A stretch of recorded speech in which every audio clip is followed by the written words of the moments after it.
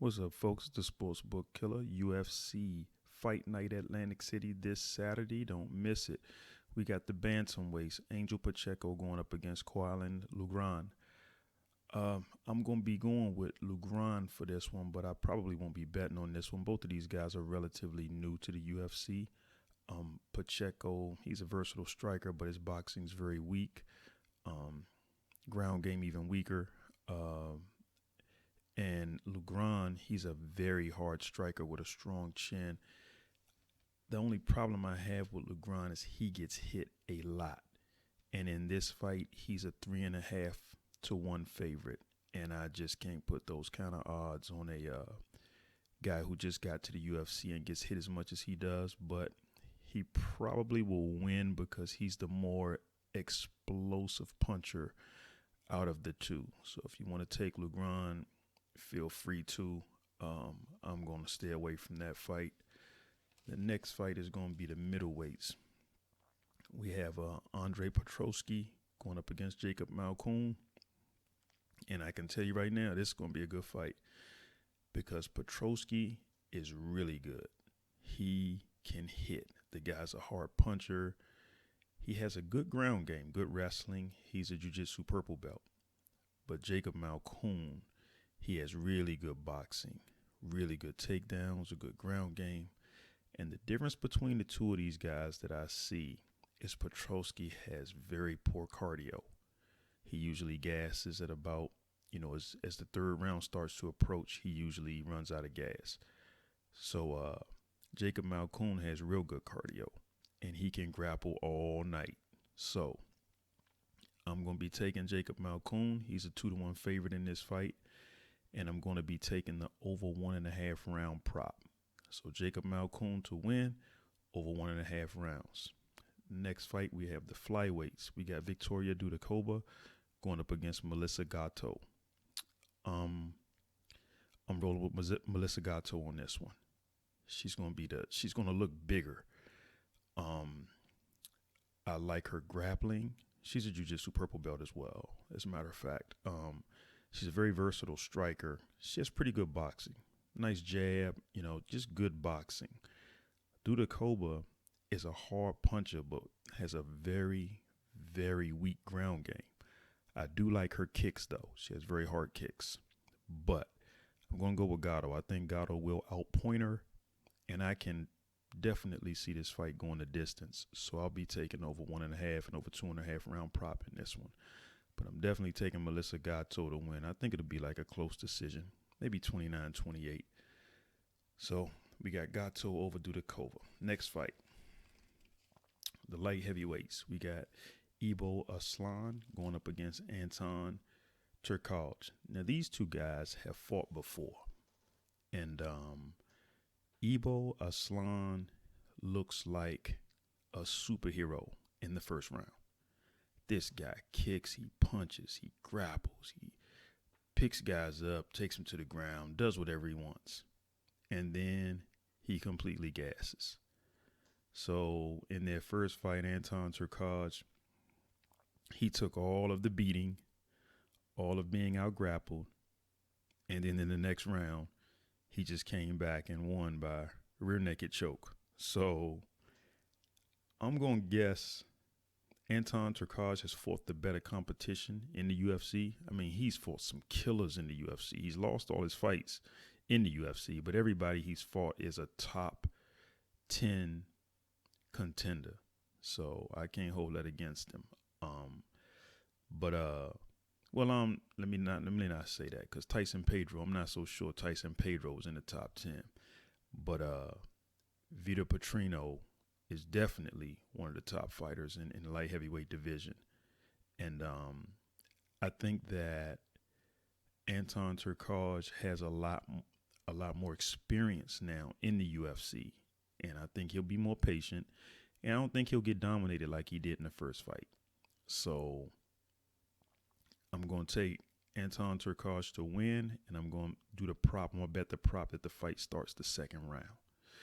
Next fight, we got the featherweights. Dennis Buzuka versus Connor Matthews. I looked at Conor Matthews' fight. His boxing's weak. I saw absolutely nothing that said bet on this man. Dennis Bazooka, I saw something that says bet on him, but don't bet too much on him. He's a karate brown belt, very hard striker, and he has a strong chin. He can take a shot.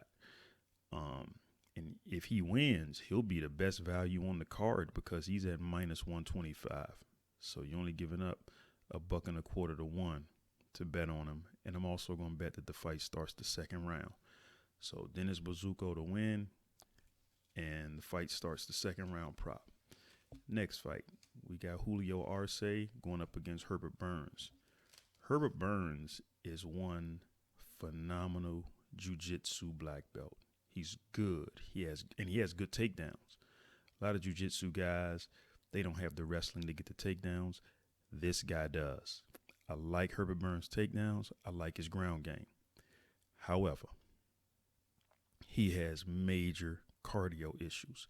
If he doesn't get that submission after he gets you down in the first round, he usually starts to fade, and fade big time. Julio Arce is a very good boxer with really good cardio. I would even go as far as to say great cardio, and he has good takedown defense. If he can survive all the submission attempts in that first round, this fight should be his for the taking. The only problem I have with this fight is Julio Arce is minus 455 favorite. So you got to give up 4.5 to 1 to bet on him. I'm not too crazy about that. I'm not that confident in him. But he will more than likely either stop Herbert Burns in the third round or late in the second round, or edge out a decision. More than likely 2 rounds to 1. So I'm going to bet that this fight starts the second round. And then I'm also going to take the prop bet, the under 2.5 round prop. I'll throw a little something on that, because when Herbert Burns gasses, he's pretty much done. I mean, he has nothing left. So I'll be taking Arce to win. The fight starts the second round prop, and then the under 2.5 round prop. Next fight, we got the strawweights.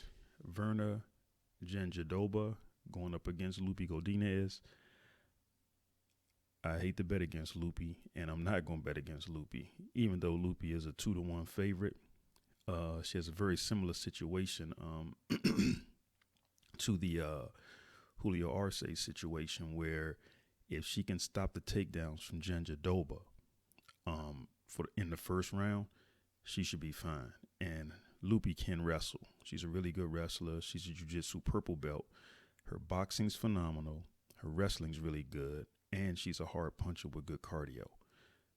Verna Jandiroba is a jiu-jitsu black belt. She's actually the former Pan Am jiu-jitsu champ. She has relentless grappling. Great ground game, very good takedowns. But she has really poor cardio. So I'm going to be rolling with Lupi Godinez, and I'm going to bet that I can see this fight going the distance. So I'll be taking over 1.5 round prop and over 2.5 round prop, because Godinez likes to, a lot of times she don't even like to use her wrestling. She just likes to stand and outstrike people. So a lot of her fights do go to decision, and she's totally comfortable with that. So I'm going to take Godinez to win, and then I'm betting on the over 1.5 round prop and over 2.5 round prop.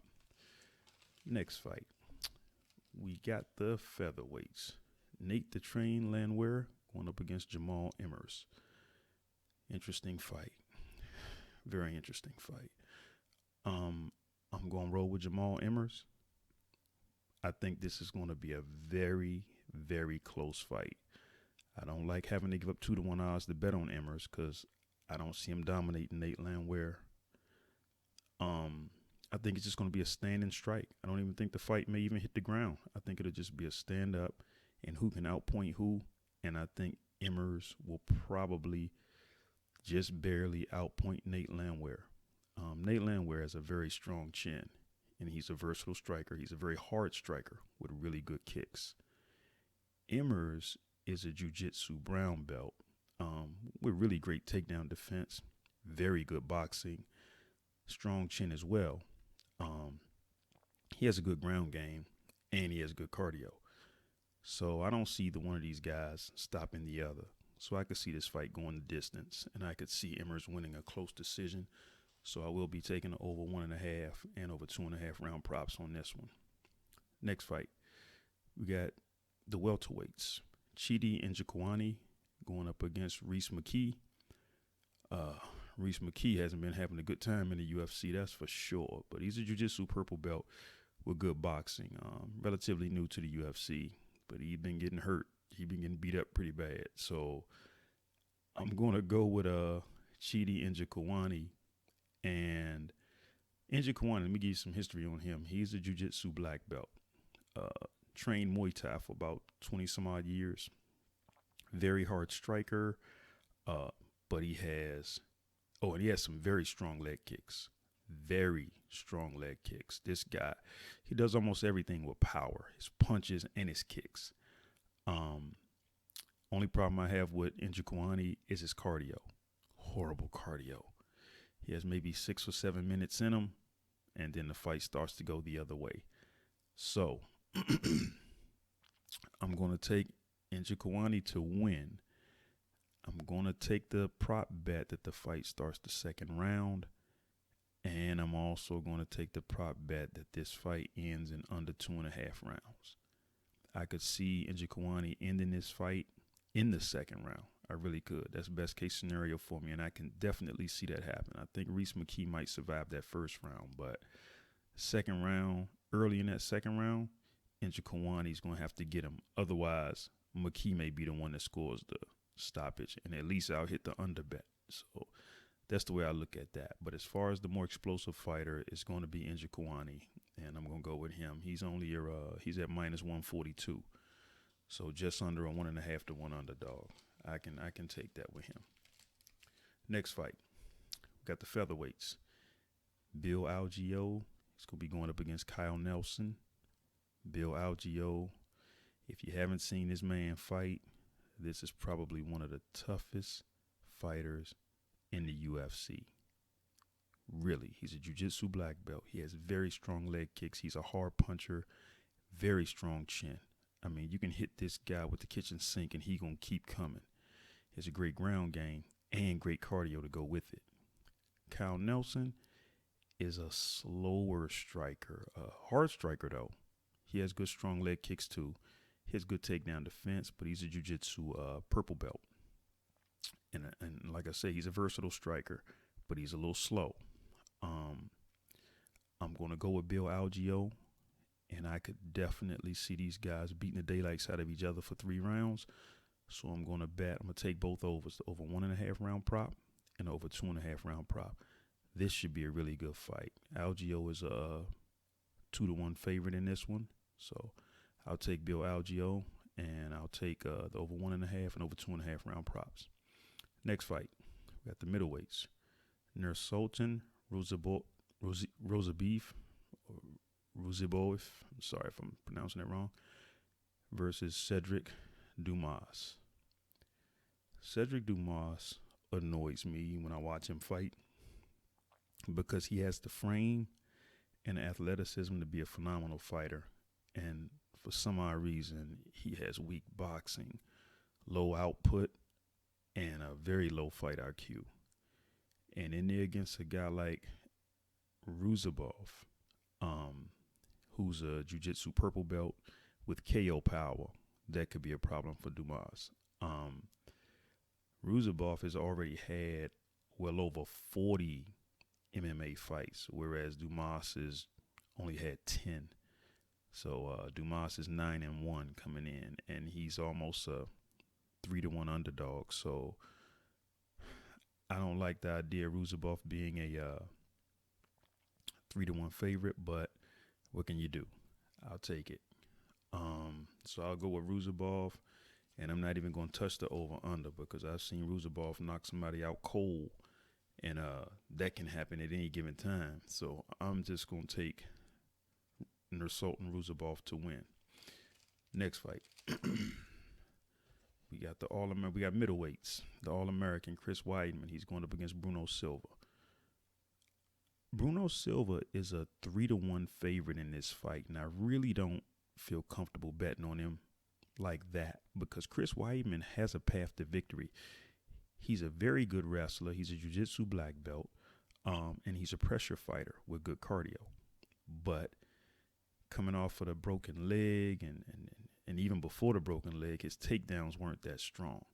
But his wrestling and grappling always were strong.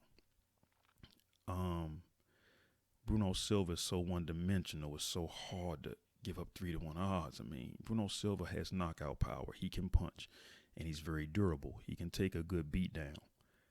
But all he does is punch. I don't even see him throwing a whole lot of kicks either. So if he lands, he can definitely put Chris Weidman out. But Chris Weidman's been around the block for a long time. He's a little long in the tooth. I mean, he's 39 years old. So I'm going to go with Silva to win, and I'm going to take the prop bet that the fight starts the second round. Next fight, we got the welterweights. Vicente Luque versus Joaquin Buckley. This is going to be a must-see fight. Vicente Luque, he's a veteran. He's been in the UFC for a while. He's fought a lot of the best fighters. And Joaquin Buckley is an explosive fighter. He's explosive kicking. He's explosive punching. He shoots powerful double leg takedowns. He's good. And in this fight, he's the underdog. So I'll be taking the underdog, Joaquin Buckley, in this one and trying to predict this upset. Vicente Luque is a jiu-jitsu brown belt.